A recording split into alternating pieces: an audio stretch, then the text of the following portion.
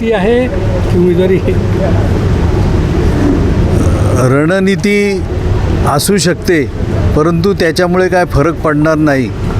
कारण एखादा उमेदवार जाहीर केल्यानंतर दुसरा उमेदवार दिला म्हणून त्याच्यामध्ये लोकांमध्ये काय फरक होत नाही, उलट नुकसान होत असतं.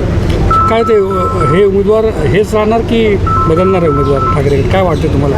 तुमची काय शक्यता आहे? त्यांना ए बी फॉर्म तर दिलेला नाही असं समजलं आहे. ए बी फॉर्म दिला असता किंवा अगोदरच्या फॉर्ममध्ये 2 नंबरला नाव टाकलेलं असतं तरच त्याचा उपयोग झाला असता. नाहीतर मग अपक्ष म्हणून राहावं लागेल. दबाव तंत्राचा भाग असू शकतो. तुमची लढत कोणाशी आहे? लढतीसाठीच आता फॉर्म फायनल झाले की त्याला शोधावे लागतील. ठीक आहे. कल्याण लोकसभा क्षेत्रासाठी फॉर्म भरण्याचा आजचा शेवटचा दिवस आणि कालपर्यंत 10-12पर्यंत असलेले फॉर्म आज एकदम 40च्या पुढे गेलेले आहेत. त्याच्यामध्ये काही लोकांनी फॉर्म भरलेले आहेत.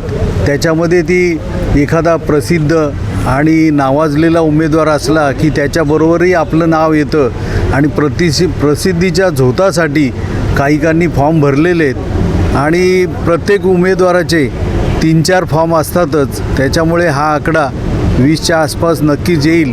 काही लोक माघारही घेतील, काही हौसेपोटी भरत असतात, परंतु फॉर्म नेहमीपेक्षा जास्त आलेत ही वस्तुस्थिती आहे. ठाकरे गटाकडून